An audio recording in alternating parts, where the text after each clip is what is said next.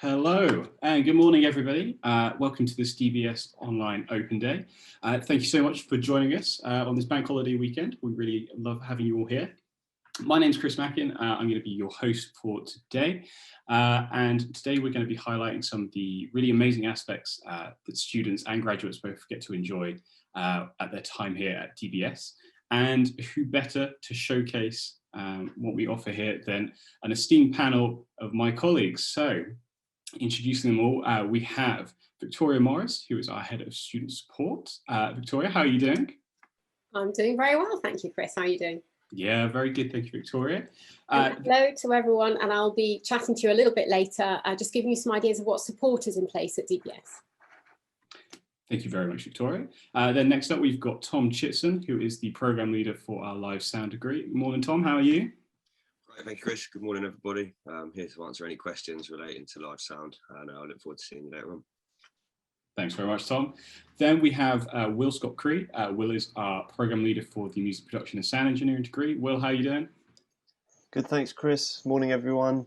Similar to Tom, really, I'm here to answer any questions you might have related to the Music Production and Sound Engineering degree. So do get them in the chat or save them until the end. Thanks. Cheers, Will.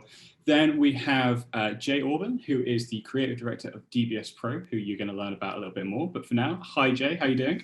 Morning. Hello, everyone. I'll be talking about some of the commercial work we do as dBs Pro, and what that means for students. Thanks.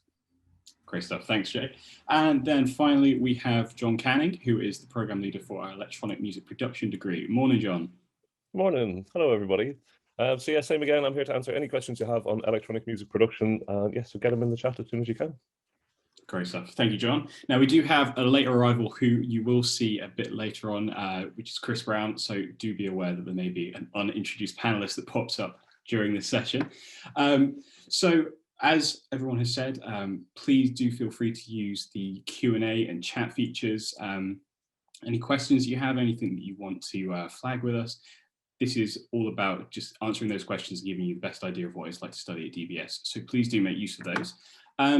Just before we move on, I'm going to launch a quick poll for everybody to take, just so we can find out what courses everyone is interested in today. You can choose multiple, or if you're still undecided, you can choose that option as well. They're really good just to see who is making up the numbers here. So we've got some for the MA Innovation and Sound, some for Music Composition and Film, the FDA, Music Production and Sound Engineering, Electronic Music Production. Great, a nice mix of people.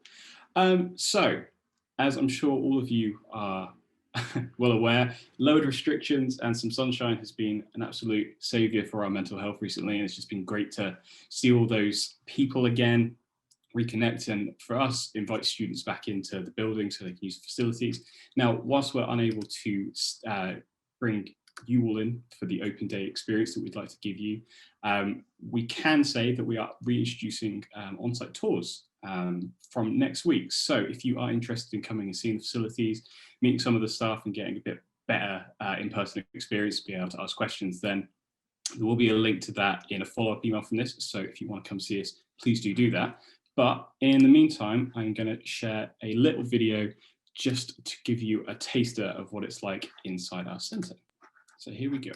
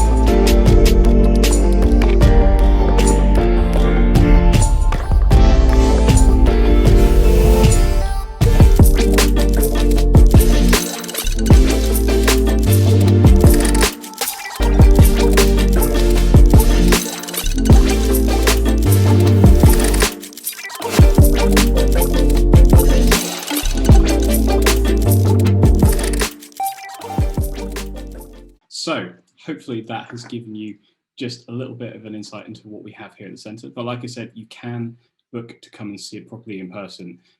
So if you do want to do that, then please check that follow-up email after this and find out how you can do it. So alongside our state-of-the-art facilities, there are a number of additional, excuse me, a number of additional resources available to both our students and our graduates. And one of these is particularly unique, and that is dBs Pro. So I'm going to hand you over to Jay, who's going to talk to you a little bit more about what dBs Pro does. Over to you, Jay. Thanks, Chris. Hello, everyone. So yeah, I'm Jay. I run dBs Pro, and essentially dBs Pro is the commercial arm of dBs Music. So 20 plus years ago, when dBs Music started out, we had a commercial recording studio and we had the training studios, and they run side by side along with each other. And the studio back then provided opportunities for students to get involved in all of the real world projects that we were doing in the studio. It was done in an informal way, sort of as and when students would ask. But what we noticed through that was that we were giving students an opportunity to put their skills into practice on real world projects, and also make contact with industry and clients. And it really helped launch, springboard some of the early careers of our students back then.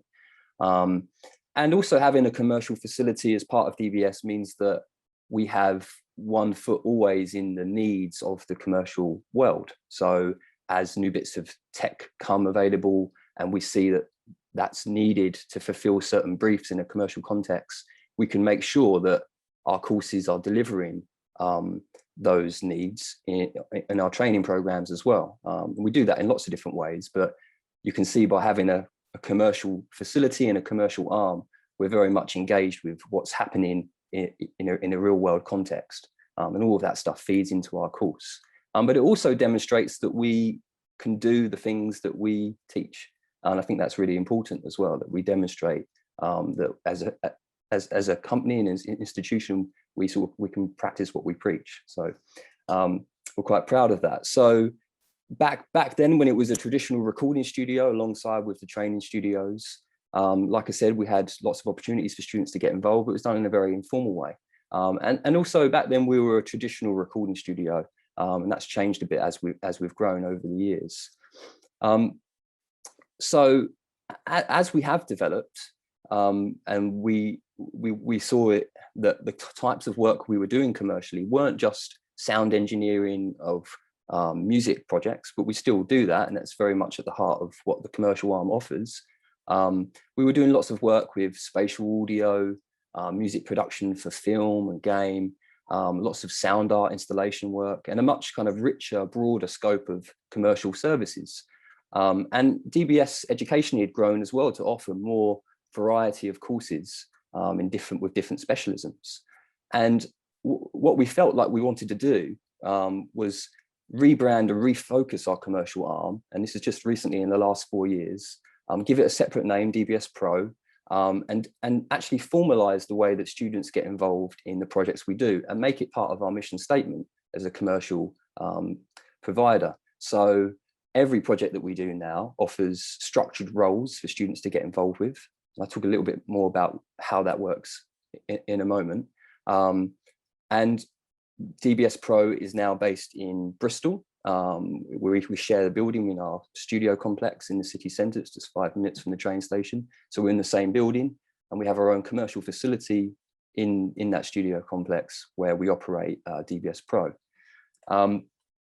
And the types of work that dBs Pro does now, I mean, I briefly mentioned them. They're broader than just traditional sound engineering.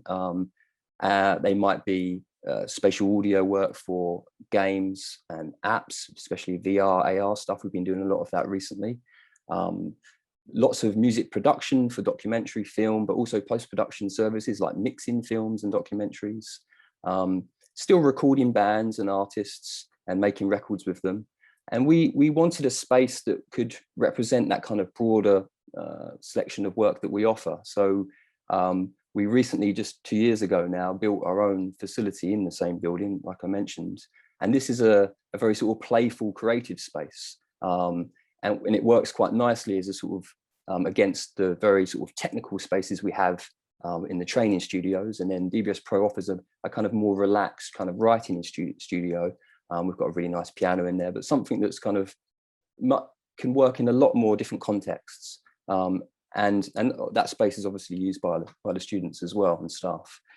So what does that mean for you guys? So we offer 2 ways to get involved in all the projects we do.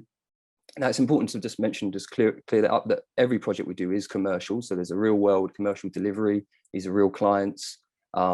And the projects have to be structured to meet those deadlines and deliveries. And we safeguard the involvement of the students in the projects and how they work with the clients to make sure that you can take on the project and fulfill it alongside with your coursework. So we put a lot of energy into making sure that they're roles that can be fulfilled, because they aren't just sort of observational roles or making tea. Like, you know, when you come up for a studio, you might start making the tea in a session and just watching and helping out. No, the roles that we offer are really meaningful and they contribute actively to the development of these projects. So it could be that you're assistant sound engineer, it could be that you're a sound designer working on a project, assistant producer, you know, roles that really represent what you're finding out when you leave and in the industry. And those, we call those placements. So for every project we do, we send out an email and we interview students who want to contribute to those projects. Then we also offer internships, which are for our 3rd or final year students who get to help run the facility and get to see lots more of the kind of back end of how we pitch for projects, how we secure them, the financial element of running the studio and its costs. Because DBS Pro is run as a not-for-profit, and everything we earn is redeveloped back into the studio and our commercial offering. And those interns will get to see and have an active hand in where that money comes from and how that's invested back in. So it's a really kind of more behind the scenes role, much more hands-on with the running of the studio. So yeah, lots of ways to get involved.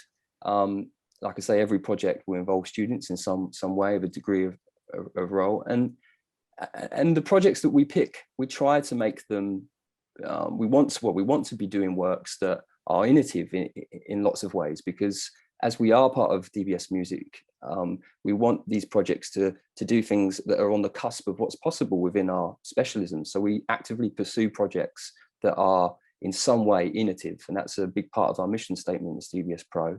I mean, that doesn't just mean just technology, like a new type of technology. It could mean that it's a project that challenges something like the status of a work, or empowers a marginalized group within society, or something that has a meaningful impact that isn't just a sort of bread and butter project, although we do those as well. But we do try and find these projects that challenge existing ideas or existing technologies, and we're quite proud of that work that we do.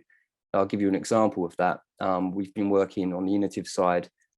We've made our first augmented reality book, and this is a commission for Exeter Library. It's going to be open as soon as things return to normal. There's going to be an exhibition at Exeter Library, and we've worked with an author called Kim Sherwood, who wrote an essay about the rare book collection that Exeter Library had inherited over the years after it was bombed in the Blitz. And we were asked to come up with a way of using sound and visuals to engage with this essay as an interactive exhibition. So we pitched the idea of making a physical book, which when you look at through an iPad or a smart device, the animations on the page come alive in 3D around you, along with the audio, and it comes alive in the room around you, spatially with the sound and visually. And we've been working with an augmented reality company called Zuba on that, overseeing the production and doing all of the sound design for that. That project's involved about 5 students on unique roles from the start to the end of that project. So yeah, and working at the kind of forefront of what's possible there with spatial audio and making sure that that stuff is channeled back into our courses is kind of one of the things that DBS Pro does.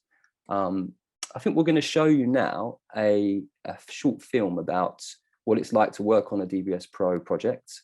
Over to Chris, who's going to play a video now.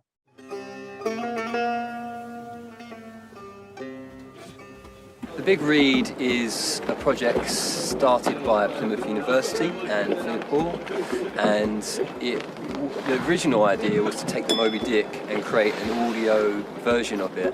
It's had almost 10 million people listen to it. It's used as a resource all around the world, and what we're doing now is to follow up to that project. The first one was the Moby Dick, and now we're doing Coleridge's The Rime of the Ancient Mariner.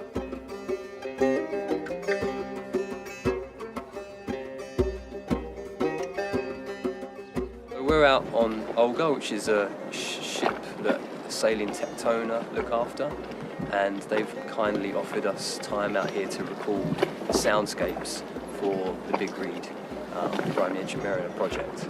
Each reading, each stanza of the poem will be bookended with a soundscape, which we're reconstructing from the sounds detailed in Coleridge's poem. I read up a little bit about the Big Read. I saw there's like 10 million people listen to it, and like had all these amazing people coming and recording, and there'd be opportunities as well, because I kind of read the poem and it kind of suggested to me there was so much like storms and things happening, thunder and lightning, and I was like, that'd be amazing to do some recording and try and bring that to life. It's going to be really, really fun to do.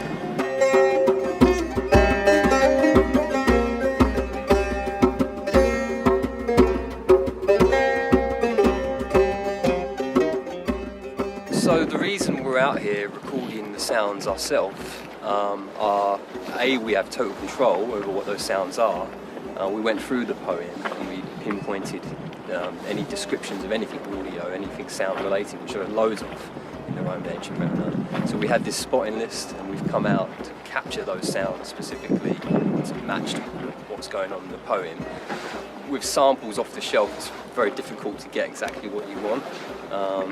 So yeah, it's a very focused recording session, but also it means that we can employ lots of recording techniques that you might not be able to get off the shelf. So today we're using a sound-filled recording microphone, which allows us to, it's a multi-channel microphone, records all around you, and you can decide later what you listen to. So it could become a stereo mix, it could become mono, it could be binaural.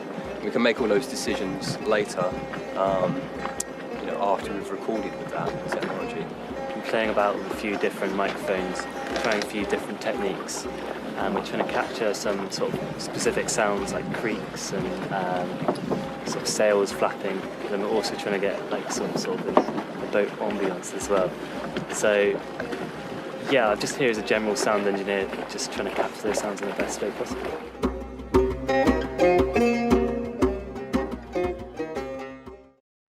So yeah, there you go. Not your typical day studying sound engineering. Yeah, so it's a good example of the kind of projects we do and how we get students involved directly working on them. That sort of sums it up for me and DBS Pro. So I'm going to be on the call to answer any questions as we go throughout the presentation. Cheers. Bye. Thank you very much, Jay. Really, really great resource, DBS Pro. In my role, I'm really fortunate to be on the ground quite a lot of the time, covering these projects and speaking with the students and seeing how they excel in a professional environment. And honestly, it's one of the best parts about the job. I'm always blown away by the talent that we have coming through the doors, and it's an experience and an opportunity that I really don't know exists anywhere else. So definitely something to be well aware of when you're thinking about choosing where to study. Now, that's just one of the ways that we support our students and our graduates with employment experience and building their professional network. Another one is with just the general job support that we do here and how that's embedded within the courses, and also with what our employability and engagement officer does. Now, Tugan, who is that very man, is not available on this call today, but I'm going to be going over in kind of brief detail the lay of the land of the audio industry, and also just highlighting what initiatives Tugan spearheads in order to give all our students those opportunities and to really broaden their minds into terms of what is available. We find that a lot of students, when they join, they have a very singular idea of what they want to do in the audio industry, and then they're introduced to something either through a DBS Pro project, something they're learning on their course, and all of a sudden it sparks this idea, and then this whole wealth of opportunities just becomes open to them that they never even considered. So stop me prattling on too much and get a bit more focused. Let's just take a look at how the audio industry looks. So Hopefully everyone can see this. So yeah, the employment opportunities for music and audio technology graduates in the UK. So to start off, just a few facts about the audio industry. I will preface that the way these things work is that the data is always a couple of years behind just because of how they accrue it. So what we're going to be looking at is between 2018 and 2019. So we don't have the data yet for 2020, unfortunately, but this should give you a good idea of what the industry is like and what kind of opportunities are waiting for you. So to start with, in that year, the music industry contributed £5.8 billion to the UK economy, and £2.9 billion was generated in export revenue. The UK is one of the biggest exporters of music in the world. It's one of the things that we really pride ourselves on. And as part of that, just shy of 200,000 full-time jobs were sustained in that period. So some key metrics to look at for that year. So the music industry grew by 11% in 2019. So that's up £5.2 billion. And the employment in the industry hit an all-time high as well. That's a 3% increase from the previous year. And if you look at these stats, there's a very consistent growth to them. Obviously, it doesn't cover what's happening right now in these last 12 months. The pandemic has obviously hit certain sectors in different ways, and that's caused a ripple effect. But what we can say is we are coming out of it.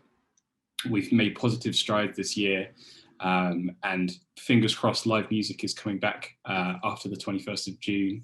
I've already got 3 shows myself booked to go and see, and I'm really hoping they don't get cancelled. But what we can see is that people are hungry, especially for live music, to make a return to the scene. So for us, when we look at that and we look at that demand, it's not like those jobs aren't going to exist. If anything, we're expecting a huge growth and a huge amount of demand, and loads of audio professionals will be ready and waiting to fill the void. So just to have a look at some of the current roles that you can expect in the audio industry, there's obviously a lot on here on the traditional side that you would come to expect. So things like audio director, broadcast engineer for a radio station, field recordist, or live sound mix engineer, mixing engineer, mastering engineer. All those roles are kind of what you would come to expect, and are typically what we find students are interested in progressing onto when they join us. But then if you look on the right-hand side with the alternative roles, whilst we do have some students that are interested in these areas, these are some of the ones that aren't quite so well known. And sometimes students, when they learn about them, they are really interested to drill down into them. So those are still well rooted in the audio industry, but they can start to be a bit more left field in their approach. So you've got like marketing roles in there where someone can fuse their passion for music with their skill for writing. Entrepreneur, we've seen so many students, particularly in this last 12 months, where income streams have changed, where they've diversified. So a producer may have previously just produced a track, released it, and then if it was with a label or they're selling it, made the income from that release. Whereas now what we're seeing is they'll release that track, but then they'll create a YouTube video detailing the production process of how that track is made, maybe making sound packs and sample libraries from that track to then sell, or making Patreon accounts where they can get people who are really interested to learn this stuff and they can pay to get that one-to-one service. So it's really broad and really quite exciting to see what our students do.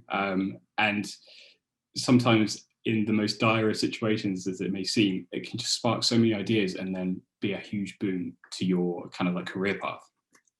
So a little bit about what Tugan offers within his role and what we offer as a wider team. We've got music industry job listings. So we'll see a little bit more in the next slide, but Tugan has a job board that he creates and sends out weekly emails with the various lists of top opportunities that are going out. Then, as Jay spoke about, we've got all the dBs Pro opportunities. So whenever a job comes up, students get emailed, will have certain roles that they can fill, and then they can apply to work on those. Then for students who are still studying with us, work placement and internships is really valuable. It's one of the things that I think you can't really overstate with studying is the importance of using that time at university to build up your skills outside of your studies and to get that experience when you don't necessarily need to be subsidizing yourself with additional income, and you can maybe take jobs for free or for less money. So a lot of work placement and internships get set up through Tugan. which not only gives experience, but also provides a network for those students. And they may find that they get full-time work with those people after they graduate. Then there's also research projects and funding. So we've got a lot of initiatives here in Bristol, such as the BBC New Creative Scheme, where students can pitch innovative ideas and get funding to make those happen. And there's also live briefs and competitions. We've got great links with a band in Bristol called Paper Dragon, who three of our members of staff are in actually. And they organise regular remix competitions where students can take one of their tracks, put their spin on it, and then they get judged. And the winner gets like a dub pressing of their remix to have as like a really nice artifact. And then we've got like labels and publishing opportunities, so students can get their music to a broader audience. Events and networking opportunities. This has obviously taken a hit in the last 12 months, but it's still very much a core of what we do here, and we've done kind of online offerings for that. Then Tugan also offers employment and career advice. This can be like applications, cover letters, and CV and career planning. And then we also have dBs Radio. So we've got a partnership with 1020 Radio in Bristol, who are an online radio station. And we have two separate shows, one for our students in Bristol and one for Plymouth. And they use that as a platform to get broadcasting experience, but also to share the really great music that's coming out of dBs on the air. So it's a great opportunity if you're interested in radio, and also a great opportunity to get your music heard by a wider audience. So as I mentioned, this is what the job board looks like. As you can see on there, we're not talking about just small-time local positions. We've got jobs here from Juno Records, PlayStation, Focusrite. We've had recent ones from Spitfire Audio and Relentless Records. Like, there really is a massive spectrum of opportunities out there. And Tugan is really diligent in finding and sourcing all these and helping our students get as close as possible to being in a place where they can apply and get those jobs. So we've spoken a lot about students, but our alumni is still a very, very valuable part of dBs. Once you graduate, that is not the end. We still invite our students to stay in regular contact with us. They get continued access to the job board and careers advice. All our guest lectures, we still open up places for them to come and attend, so they can still get some value out of those, even though they're not studying with us. Sometimes we'll even invite the alumni to be the guest lecturers and to deliver masterclasses based on their expertise, which is a really lovely thing, both to support them after they graduate, but also to showcase where they've gone on to the other students and inspire them in their studies. And then there's also performance opportunities for dBs events. It's a great thing to have, where you think of an event, it's like, who's going to play at this? And there's too many things to choose from. And then finally, I just wanted to talk briefly about some of our student success stories. So we've got Cami here, who studied with us a few years ago on the foundation degree and then on the music production degree. She's been a DJ for 20 years now and is embedded in the techno scene in Berlin. She's got residencies at various clubs there, her own label that she co-founded with Decca. And she is just, she's making huge waves out there, and it's just a really great success story. Then there's Courtney. He was a graduate a couple of years ago and currently works part-time at dBs as well. He goes under the alias High Five Ghost, a fantastic DJ, producer, and sound designer. He's also got his own label, and he is one of the students, graduates I should say, who really took advantage of the pandemic. So he was the one whose example I was using about turning a track into so many different diversified streams of income, and has seen really great results from it. Aidan Morgan, also known as Denmo, he's a really huge dance music producer, frequently collaborating with producers over in Los Angeles. I think he's almost at 1 million streams on YouTube, on Spotify every month. So he is doing absolutely fantastic as well. Then we've got Suvi, who is a music production and sound engineering graduate. She went on to work with the likes of Aardman and Invader Studios, and has composed music for Sex Education on Netflix, Devs on Hulu, and some shows for BBC as well. So she has really stepped into her stride there. Jack Thomason, he's an assistant engineer at Abbey Road Studios, which is kind of like the mecca for any engineering students that come through dBs. And then there's Nicole Higgins, who's one of our live sound engineer graduates. She is freelance sound engineer at festivals, frequently goes to Glastonbury, but she's also part of the Alan Heath permanent team as well. So that is kind of everything to talk to you about careers. Hopefully that gives you an idea of the kind of support that's out there in terms of employment and just some of the opportunities that are out there and what our students have gone on to do. But the support that we offer obviously isn't just careers, it's also just about personal mental health if you've got disabilities or anything that you're struggling with that you need learning support with. So to talk a little bit more about that, I'm going to pass over to Victoria and give you a break from my voice for a bit. Thanks, Chris. Thank you. Hello again, everyone. As I said, I'm going to give you a little bit of an idea of the support that we have in place at DBS. You know, going to university can be a bit stressful. Obviously, as you progress through the years, the work gets a bit harder. Some of you may have been out of education for a while. And I mean, I know that was my experience doing my degree. I've been out of education for a while and it was a bit like, how do I write an essay? I couldn't quite get my head around it. And others, you know, you may have, for example, an additional need like dyslexia or something like that and just actually need a bit more support. And that's absolutely fine. So we support students in a variety of different ways. Chris mentioned mental health. Obviously, we have, to be fair, been doing a lot of support along that line in the last year and a half. So we have a team of fully qualified, very experienced counsellors, and we offer courses of 7-week free counselling sessions. That's obviously been very busy, but I'm pleased to say that we will be able to see everyone for this academic year as well. So I think that's been a real lifeline for quite a lot of students this year to have that counselling in place. But we also have mental health mentoring and mental health advisor. So people who maybe don't feel ready for counselling, maybe don't fancy counselling, etc., then there is support there for them as well on a weekly basis if needed to just help people through difficult times. On the academic support side, so every first year student has a module that we call study skills in the first semester. And that's around, so for people who were like me, who hadn't been in education for a little while, it's about getting the rust off, getting you going again. But it's also for every student, it's about, you know, this is now higher education, this is degree level. So it's obviously that big step up to level 4. So it's looking at, you know, what skills do you need to be able to do well throughout your degree, and also a little bit about, you know, what are DBS looking for particularly. So it goes through all of the things of, you know, essay writing, planning, organisation, which is such a massive one, making sure everything's in on time, researching, referencing. It goes through a whole host of things, and within that we also include some resilience work, so mental health resilience work, and some tips about financial areas as well. So we try to build in a fairly holistic approach, really. So that's for our first year students.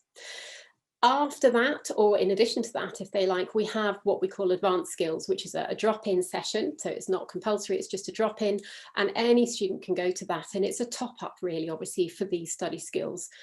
So it's looking at, you know, more advanced levels of researching, referencing, writing skills, producing video essays, all of these sorts of things. And that's for any student. And there's normally 2 sessions a week of that. For people who need a little bit more than that, we have one-to-one support. And that's just very simple to book on a weekly basis or just a one-off drop-in, whatever is needed.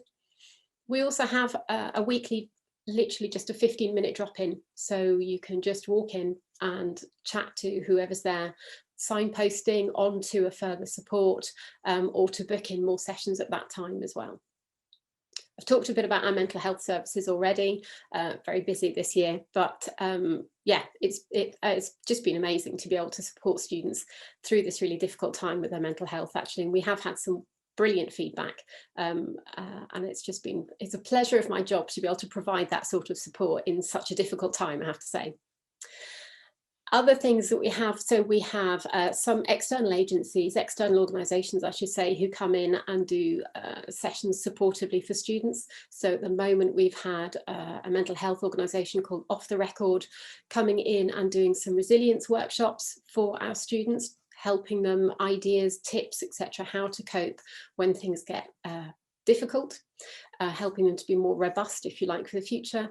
We also have places like Bristol Drugs Project coming in to help. You know, we don't deny, as UE and University of Bristol within the Bristol area, and all students, you know, there are drug issues around. That's just apparently part of human life. So we have agencies, organisations, sorry, who come in and support and help work with people on that.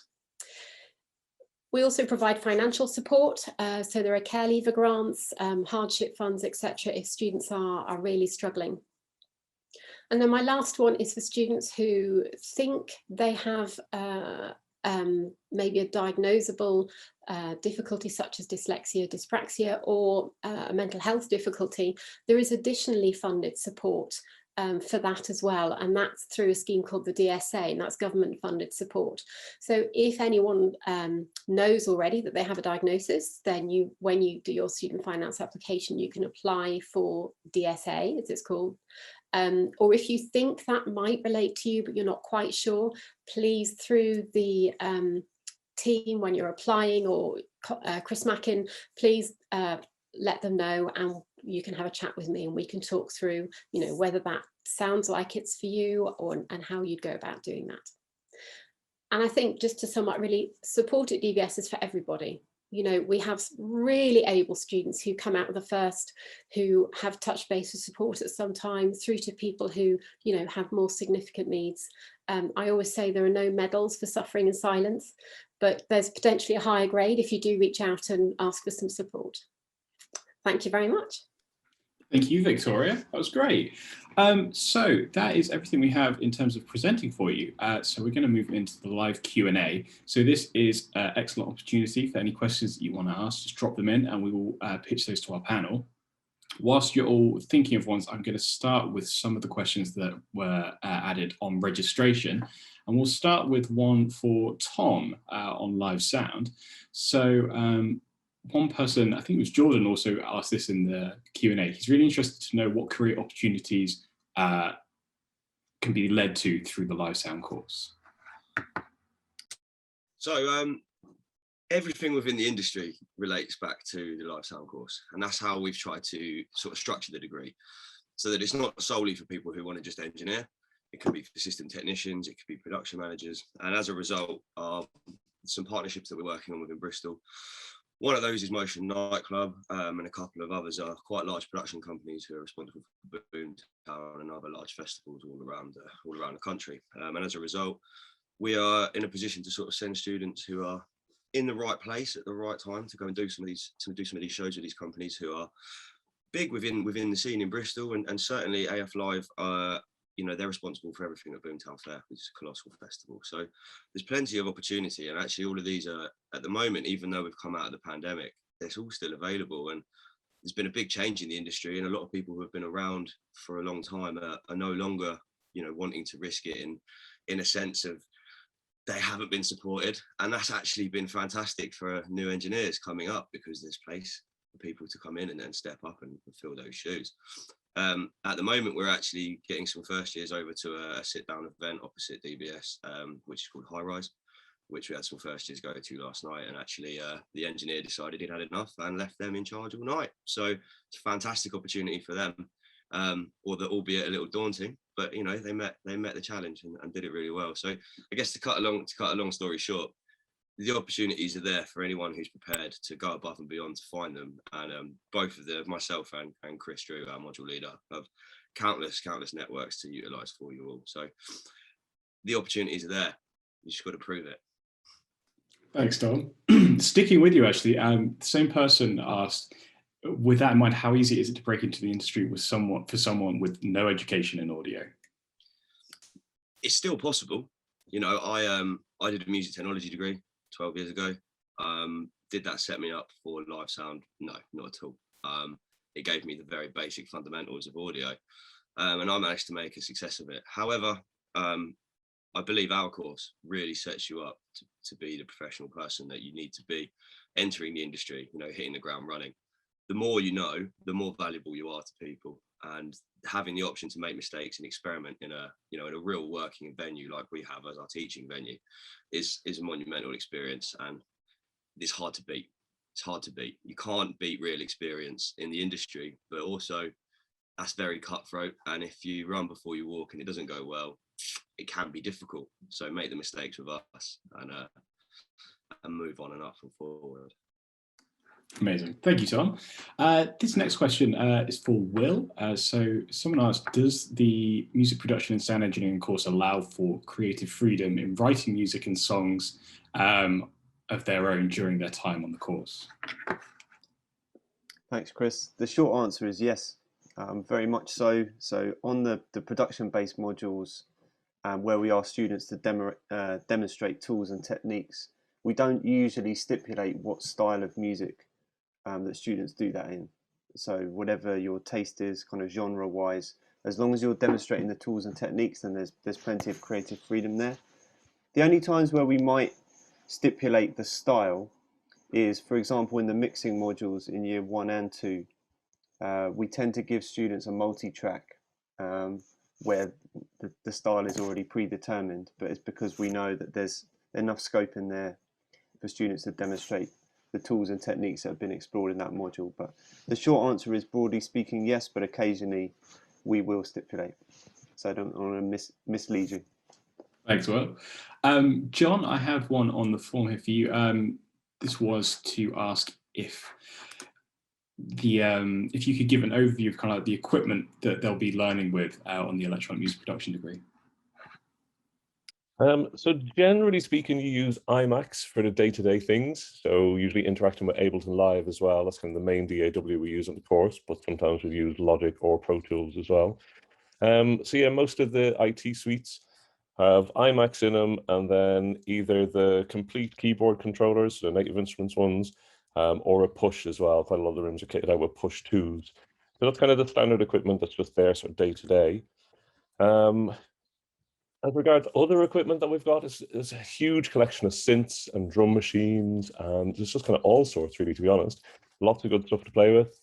We've got a lot of Electron machines, if anyone knows those guys. They make quite deep, quite interesting electronic instruments. We've got quite a few of them. I'm trying to think, just a wild collection of analog synths. Maybe 9 modular units as well at the moment for anyone who's interested in learning modular synthesis. And that's kind of expanding slowly. So it's something that we stepped into a couple of years ago. We're kind of building up more and more. The studios are fully kitted out with lots of hardware for processing. So these are just the production studios I'm talking about at the moment. So lots of EQs and compressors, synths in all the studios as well. To be honest, we've got so much bits of equipment that it's very hard to just keep going through it all. I could probably be here all day explaining that all, but hopefully that gives enough of an overview of what we've got. Amazing. Thank you, John. Victoria, I think this one would be best answered by you. It's a little long question, so I'll just go through it now. The student said they had to withdraw from uni back in 2012 after being diagnosed with PTSD. And their course support said that they could get extenuating circumstances and get funding to do a degree course once able to cope and manage appropriately.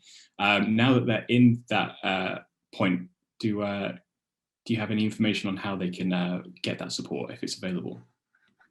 Yes, absolutely. So I think probably the best route initially for them at this stage is to look at applying for the DSA funded support that I was talking about. So that will allow you, for example, weekly mental health mentoring and assistive technology things as well to help you. I think if you would like to, I'd be really happy to chat with you. So if you let either Chris know or through the admissions team that you'd like to have a chat with me, then we can just have a video chat or phone call about the best way to go around doing those things. And then, of course, we have further support within DBS that we could give for you as well. Great. Thank you very much, Victoria. Will, I know we were speaking about this before. It's the question that I'm going to put you on the spot with, but it's just someone was interested in knowing what resources you suggest in furthering their production skills ahead of the music production and sound engineering degree. Great question. So firstly, once you have firmed your place, we do actually send communication out to all applicants just with guidance and suggestions for further reading and research ahead of starting the degree. But in lieu of that, I definitely recommend, if you're not using it already, that you check out the free trial of Pro Tools. So kind of different to the EMP course, it's probably the main DAW that we use. extensively in year 1 and year 2. So I think getting a head start on that would be a great idea. And Avid, the company who make it, there's quite a lot of useful learning resources on their website. So a host of videos to kind of get you up and running. I think if you're already DAW savvy, there's going to be a lot, if you haven't used Pro Tools, that is actually familiar. It's just the shortcuts and so on are going to be slightly different. So that's a good start. I think on the YouTube side of things, just in terms of kind of YouTube learning, a couple of things I definitely like pointing students towards are Pensado's place. So Dave Pensado is a world-class mixing engineer. If you want to have an idea of how many #1 records he's been involved with, just look at his Discogs page. Specifically his Into the Layer videos, so the layer being his studio. He works in Pro Tools and is often kind of breaking down in detail what his processing is on a track. So I think that's a really good place to check out. And similarly, Warren Hewitt has a series Mix Like a Pro. I think just Pro Tools and those 2 channels on YouTube, I think is a really good place to be doing some ongoing research and development in the meantime, ahead of the letter that we send out. So I hope that helps. That's great. Well, thank you very much. Now, in absence of Ben Philcox, who is our course leader for the music composition and sound for film and TV courses, I'm going to just share some answers from questions that were added on the registration form now. So one person asked about which A-levels are required to study and apply for the course. So standard A-level expectations for within music technology or music and media are probably your best bet. But other qualifications are considered if applicants can't provide a portfolio demonstrating interest or skill set in the subject area. So even if you are feeling like you aren't possessing the necessary stuff, just apply, because there's a lot of discretion that goes on with the application process, and it could be that there's lots of experience you have that we aren't aware of until we chat with you that makes up the deficit in some areas. And to keep on with that, another person was interested to know what software would be useful to learn ahead of the music composition course. So very similar to the answer Will just gave. There is an expectation of having some prior knowledge using professional DAW or sequencer like Logic or Pro Tools, Sibelius or Ableton. Music composition students, they primarily use Logic and Sibelius in year 1 and then move on to Pro Tools and Ableton as well. So prior understanding is useful, but it's not necessarily to an advanced level. And if you've got knowledge using like third-party platforms like Native Instruments Complete, FabFilter, or Spitfire Audio, that's always beneficial because those are really popular tools used on the course. They are covered at a more advanced level though, so don't feel like you need to know every single one of those. Okay, so, that might actually, Sol, I've just seen your question about music composition. I can kind of go over that a bit about the focus on production skills and writing and performing music. So it's very much heavily rooted in project-based learning. So from the get-go, you will be working on live briefs. These will usually be quite small and you'll be working on it with other students in your year group. We don't want to overwhelm students when they get here. But there is a lot of practical learning. So you'll be learning how to compose music, learning about theory, about harmony, how different instruments play into a mix, and then you'll be applying those on real world projects.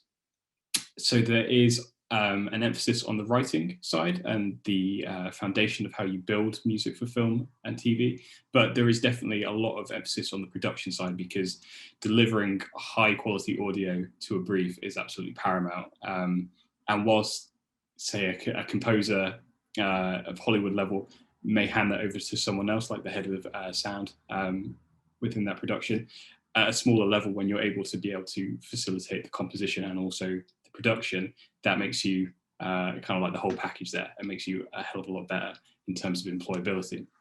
So hopefully that gives you a brief outline there. I would recommend to everyone, if you are kind of hoping for a bit more detail about the courses, please do watch those course talk videos that were in the emails that were sent to you, because those will go into much more detail than we had time to on this call and should help you kind of focus on that. So let's have, so Emil, will you be able to watch this open day back? Yes, we are recording it, so I will send it out for you to watch. Then we've got an anonymous question here. So for the MA Innovation and Sound course, I'm sorry everyone, this is going to be another one answered by me, as Bruce is unfortunately unavailable today. So do students on this course have the same benefits as other students on the undergraduate courses like dBs Pro and internship? That is an excellent question, and one that we always like to shout about.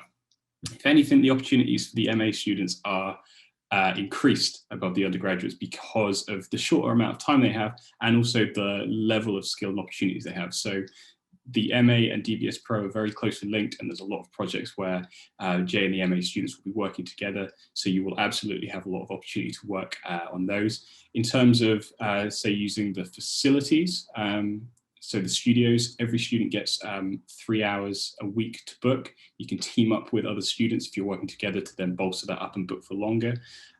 We also have a system in place where if a space is free 24 hours before you want to use it, even if you've used your allotted hours for that week, you can book on top of that, because we want to make sure the studios are in use as much as possible. And also with the MA, you're obviously studying September to September. So there's a big portion in the summer where you are the only students on campus. And that's a really excellent time where you can also utilize those resources and kind of take advantage of them to the utmost extent. So let's have a look at some of the other ones we've got. So, there's one here. Chris, would you mind just giving an overview on UCAS points for the undergraduate courses and also the fees, just because we had a few questions pop up about that? Yeah, certainly. So, hi everybody. I'm head of student services with dBs Music in Bristol.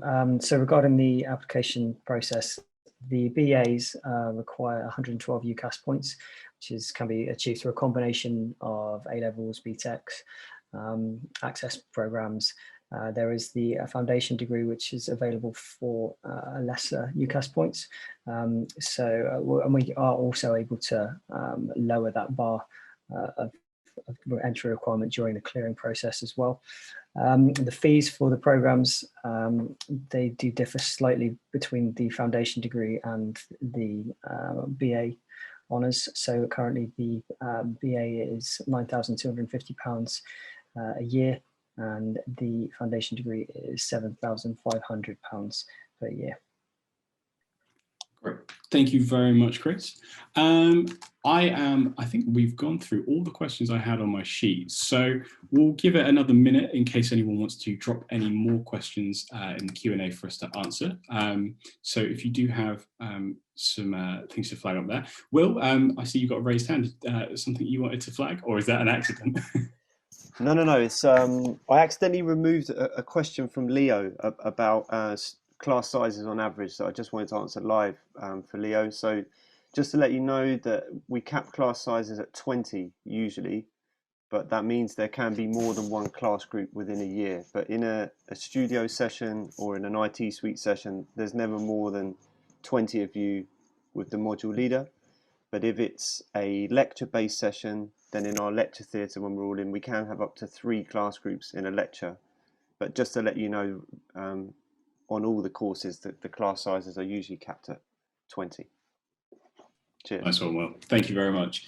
I know that Chris is currently typing the answer to this one, but we have had a couple of questions about accommodation, and I know it is a very big question for anyone who's moving to a new city. Yeah, I mean, there's no getting around it. Bristol is a popular city to study, and accommodation is really tricky to get hold of. We don't offer our own at the moment, so unfortunately we're kind of limited by what we can offer in terms of places for students. Excuse me, but we do have a lot of things we can do to support.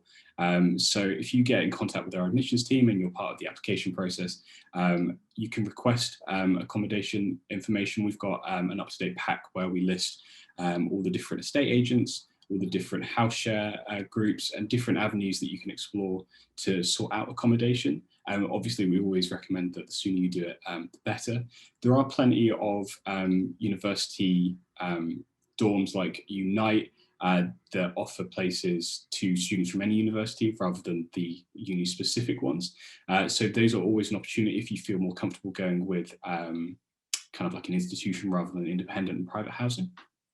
What we do as well is every new cohort each year gets added to a Facebook group, and we direct them to that.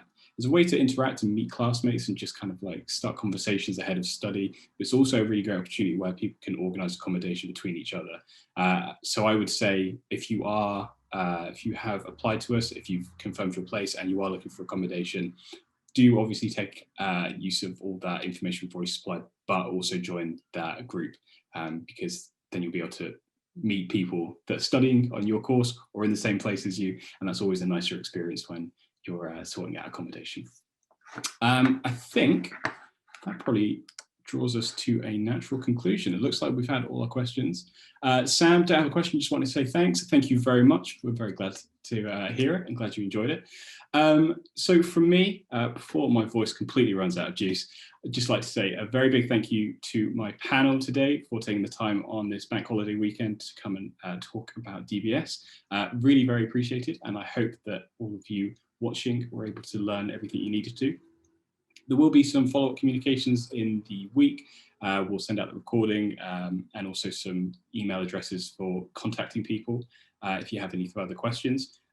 Please just get in touch with us, email, phone us. There's all manner of ways you can communicate with us. But saying that, let's just all enjoy our Saturday. I think we're all excited to hit a pub garden, or if the sun's out, go and enjoy that. So I will leave you all to enjoy that. Thank you once again for joining us, and I hope to see you all in September as students at DBS. So goodbye from us, and thank you very much again for joining us.